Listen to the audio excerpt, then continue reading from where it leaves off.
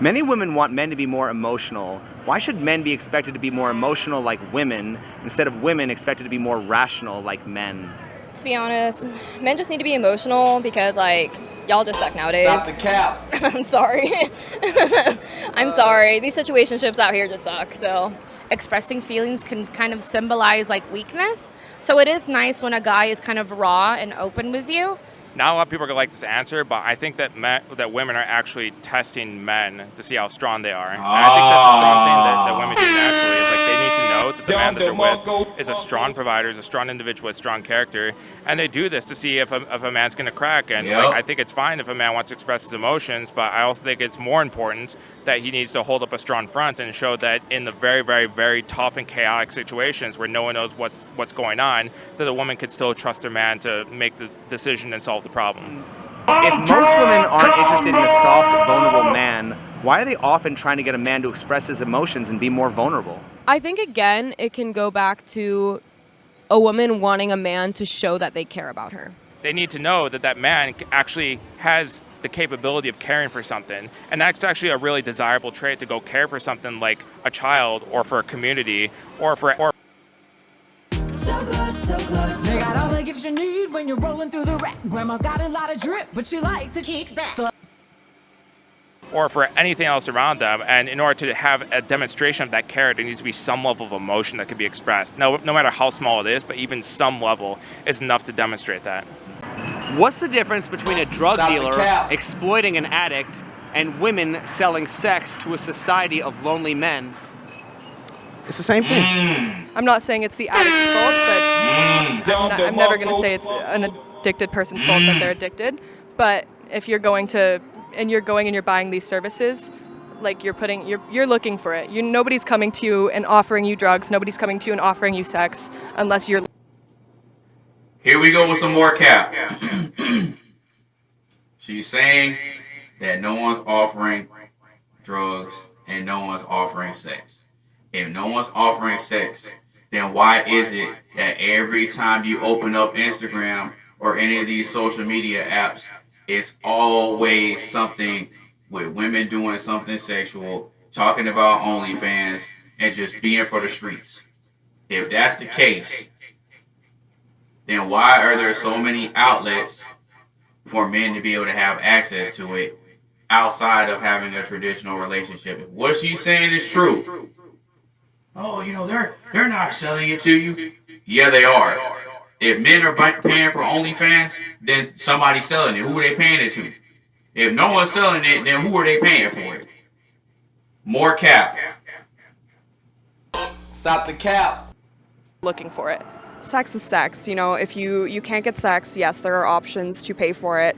But when it comes to drugs, you are providing someone with a harmful substance. So obviously, sex isn't going to kill a person. Is hypergamy the equivalent of men never satisfied with only one woman? Yes, because we get a thrill out the chase. And once we get what we want, we looking for the next prey, as you can say.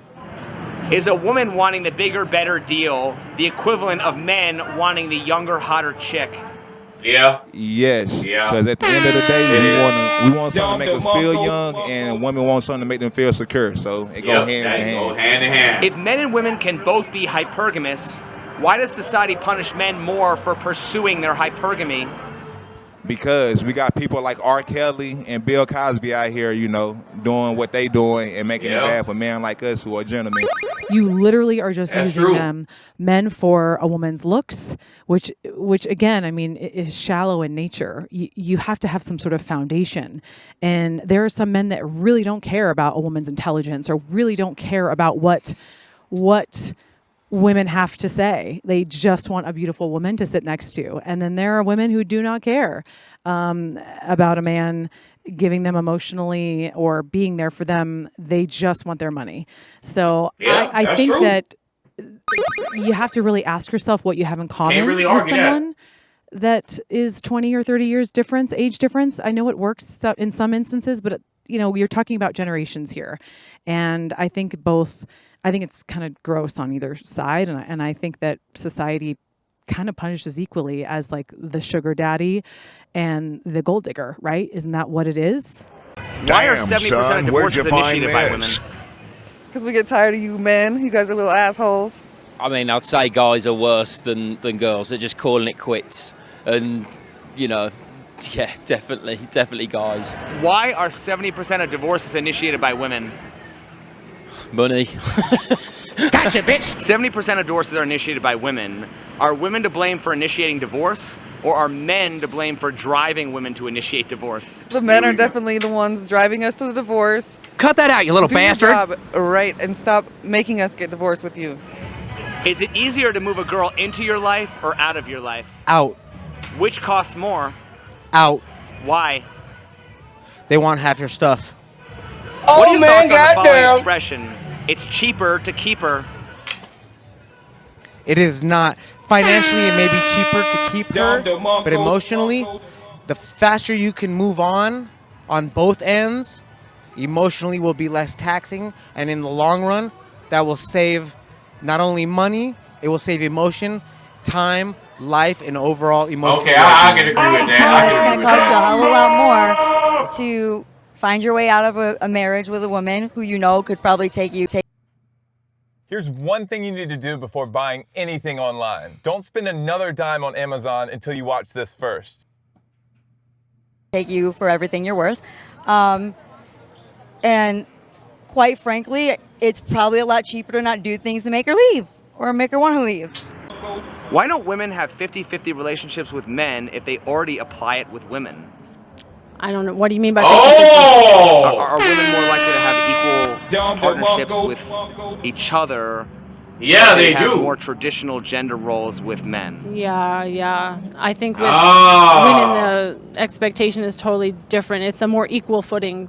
I think it falls back on roles. I think that when women are with women, the standards are a little bit different. The expectations are different. And I think that with men and women, there's kind of like a certain outline or a routine you have to follow. And I think that's why. And lastly, if a woman needs a masculine man in order to be in her feminine, why wouldn't a man need a feminine woman in order to be in his masculine? This is so great question. It's somebody created that picture, trying to follow some storyline of whatever somebody has to be, and if you if you are full within yourself with everything, you don't need anybody, and then you just choose whatever you want to play in this world, in this reality. If you want to play the game that I don't want to do anything, I don't want to take responsibility, I'm just woman, feminine, you can play this game, and it's as well as like a man, like I have everything, what should I play? Maybe I want to play that I want some girl who is insecure and to feed my some ego, then like you can play this game. But at the same time, again, whatever you want, or you're a woman, you just have everything. You have your job, you have money, you don't need anything. So why would you play this game again? Like, it's just a social construct, whatever social construct you follow. So I don't know what that chick was talking about at the end, but why should abortion be covered under healthcare any more than prostitution would? Medical procedure, I guess. I've never had a problem struggling to pay for to afford sex. Not that I'm out here paying for it, but I wouldn't say that it's like unaffordable for most people. If you're in a happy relationship or find someone that's attractive to you like you are to them, Isn't it should be pretty easy. Isn't it far easier for a woman to get sex than it is for a man? I mean, women don't typically go to prostitutes, men do, right? I don't know. Bitch. I wouldn't know because I'm not a man. So. Okay. Gotcha, bitch! If women no longer have to go through men to acquire finances, why are men still expected to go through women to acquire sex? Truthfully, don't know. That's a really good question, actually. Gotcha, bitch! What needs are women being deprived that they're forced to be with men? None that I'm aware of. Gotcha, bitch! What needs are women being deprived that they're forced to be with men? The finances. What? Well, women have equal employment opportunities. They can acquire their own finances without relying on a man. The Nothing. laziness. They want the easy route out, and which is OnlyFans, prostitution, so many other outlets of just exposing their body for money. Isn't that privilege that men don't have? Yes, it is. Not all the time. There's a good amount of men on. Stop the cap. Right, but I mean, it's not even close to the majority. I mean, it's a very small minority compared to women, right? So women, women by and large have the opportunity to use their body and then what was given to them, and take the easy way, right? Yeah. Okay, that's the problem. If people should be able to do whatever they want with their bodies, why do we have a law that you need to wear clothes in public? You gotta wear clothes in public, obviously. Why?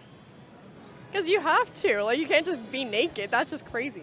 I think clothes are restrictive. I think clothes suck, to be fair. I think it's gotten a lot looser. Like in society, maybe 100 years ago, again, wearing what I'm wearing would be like, look at her, you know, whatever.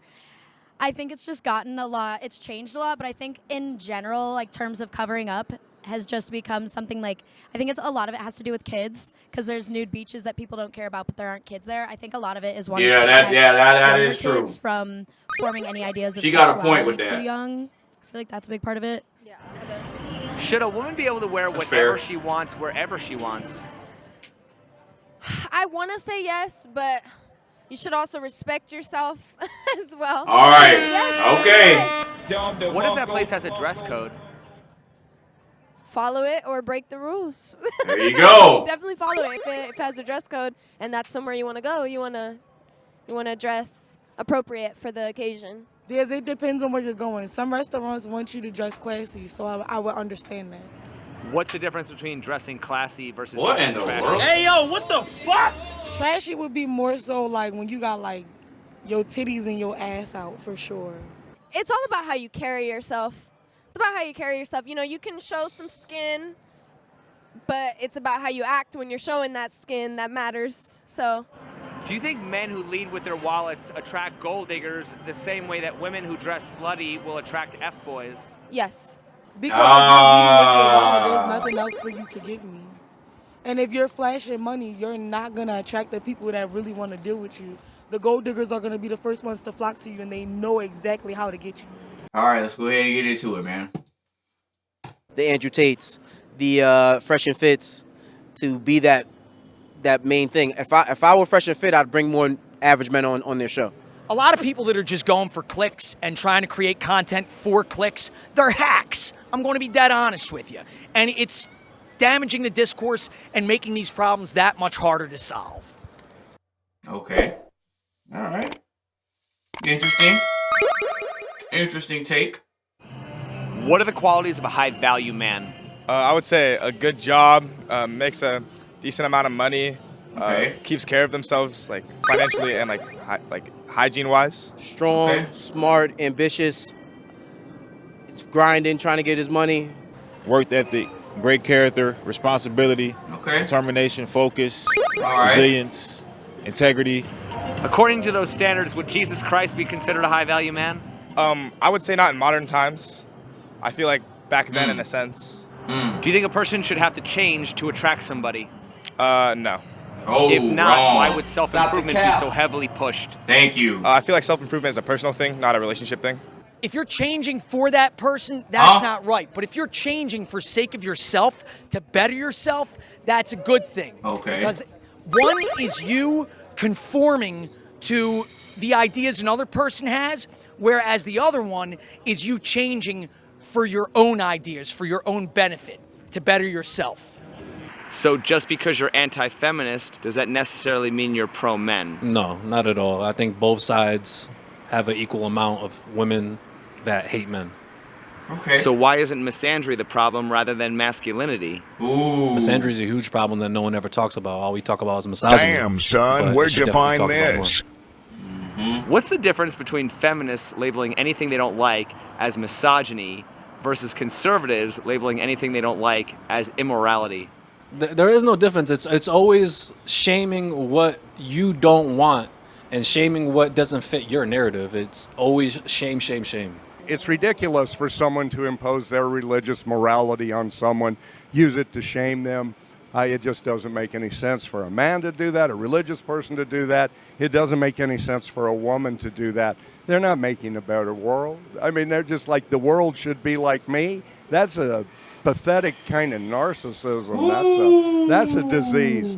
I mean, you know, I think that the masculine Damn, women son, where'd you are find trying to be this? something that maybe they don't necessarily fit into the role, so they're trying to change the role. And the traditional women are having a hard time because their role is going away. You know what I'm saying? It's like evaporating. Everything is very fluid right now. Everything is changing. Aren't they both coming from a self-righteous ideology? Just like men, it's no different. Everybody's got the self-righteous ideology. Oh, man, If you think goddamn. about it. Unless they're totally insecure and you know what I'm saying, and can't stand up for themselves, those are the only people that are not trying to see things from their point of view. What's the difference between the shame that comes from a feminist versus the shame that comes from a religious conservative? Aren't they both attempts to control and force their ways upon others? I think they are, but I think that there's a difference in... Here we go. Actually, there's not much of a difference. I think one of them, there could be a difference in how it's approached. A difference in how it's approached, but I also think that when it comes to religion, most people tend to shove the way that you act, and it's the same with feminism, don't get me wrong, but me personally, I think that one is more valid than the other. I think feminism, in a sense, is just respecting us as equal, where I think religion is putting other people down.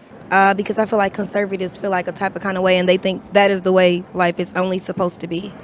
Well, what's the difference in the shame that comes from a feminist versus the shame that comes from a religious conservative? Aren't they both attempts to control and force their ways upon others? They are. So isn't the battle between feminists and conservatives just another religious war? I mean, if you can word it like that, I guess. Yes. I mean, they're competing ideologies, right? I agree. They both are beliefs, and so I understand that side, but I do think that religion is more just how somebody views, like, oh God, the higher power, one would say. But I think that the other is more of how somebody views self. Like, if I'm not being respected by a man, how am I supposed to, like, you know, do everything that I can do just the same as a man could? When you like a guy, do you make any effort to impress him? Oh, here we go. We got another symptom piercing. What do I always say? Red flag, something wrong with him. But she is kind of cute, so we gonna give her a little bit of grace. Or do you just show up? If I really like him, then I make the most effort to like do my makeup good, do my hair good. Like, I want him to treat me like I'm high value, and I kind of feel like I'm only high value if I look good. Why do so many women think looking your best is going above and beyond when it's really just the bare minimum? Because at the end of the day, I feel like men only really care about what you look like, and like kind of what you can achieve is a second thought. I feel like a lot of women put a lot of effort into their looks because they think that's what men want and like what women want, depending on what you're into. We don't dress for men. We dress for ourselves. I feel like women put in a lot of effort, even though, you know, they consider it the bare minimum. But to a lot of women, they're doing, you know, the most. You know, they're doing a lot to impress the guy or to impress the girl that they're talking to. Isn't the man also expected to look and act his best? Of course, yeah. First impression. So why do so many women think looking and acting your best is going above and beyond when it's really just the bare minimum?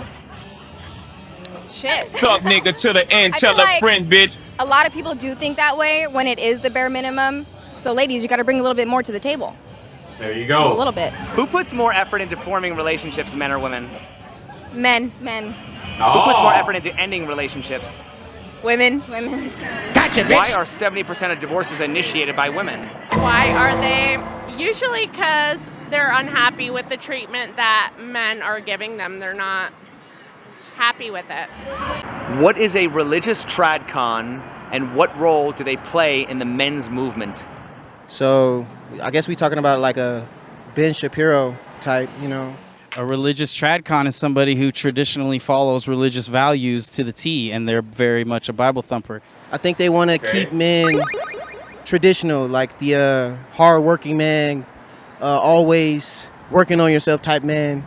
You know, you got to have a hard-working job. In their eyes, traditional. How many red pill creators can you think of that don't lean traditional?